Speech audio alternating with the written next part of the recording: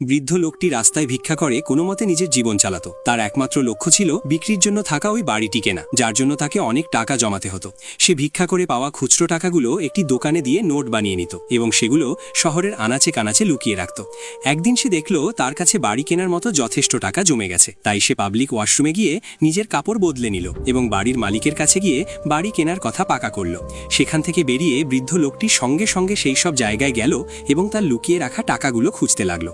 সে সব লুকানো জায়গা থেকে টাকাগুলো সংগ্রহ করে নিল, কিন্তু রাত হয়ে যাওয়ার কারণে সে ফুটপাথেই থেকে সকাল হওয়ার অপেক্ষা করতে লাগলো। সে ভাবছিল কাল থেকে তার নিজের বাড়িতেই নিশ্চিন্তে ঘুমোতে পারবে, কিন্তু সকাল হলে দেখা যায় সে ঘুমের মধ্যেই মারা গেছে। পুলিশ এসে বেওয়ারিশ লাশ হিসেবে তাকে ট্রাকে তুলে নেয়, কিন্তু ট্রাকটি যখন চলে যাচ্ছিল তখন তার ব্যাগটা নিচে পড়ে যায়। এদিকে এক অসহায় বাবা তার মেয়ের চিকিৎসার টাকা জোগাড় করতে না পেরে যখন দিশেহারা, তখন সেই ব্যাগটি তার সামনে এসে পড়ে। ব্যাগে এত টাকা দেখে সে এটিকে ঈশ্বরের কৃপা মনে করে এবং সেই টাকায় তার অসুস্থ মেয়ের প্রাণ বাঁচায়।